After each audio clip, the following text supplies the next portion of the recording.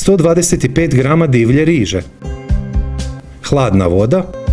Ostavite da tako stoji oko 15-20 minuta, to jest dok ne narežete i ne pripremite povrće. Malo paprike, manji luk,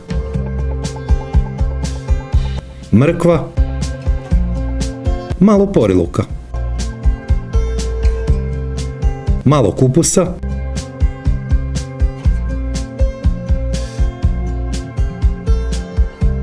osam decilitara vode zakuhajte na vrlo laganoj vatri s malo soli.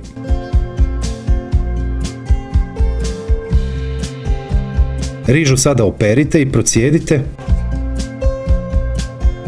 Kuhajte oko 25 do 30 minuta. Nakon proteka vremena dobro ugrite tavu. Rižu samo promiješajte i samo nastavite kuhati na vrlo laganoj temperaturi. Biljno ulje. Prvo u tavu dodajte samo kupus. Pržite oko 7 do 8 minuta, to jest dok ne uvene i ne dobije onu blagu zlatnu smeđu boju po rubovima kako pokazujem.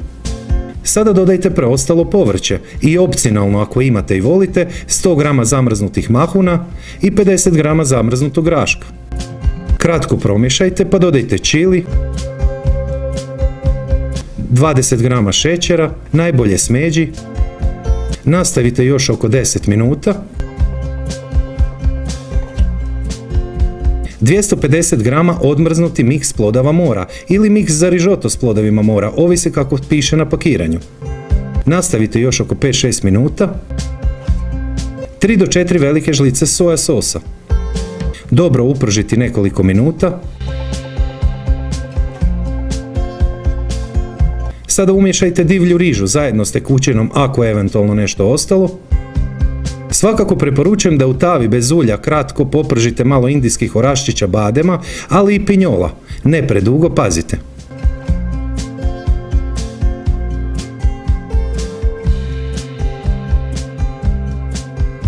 Malo sjeckanih listića peršina i jelo je spremno za posluživanje. Ispod svakog mog videa je link koji vodi na pisani recept, popis sastojaka, postupak, savjeti i preporuke za slična jela, pogotovo ideja za ručak petkom.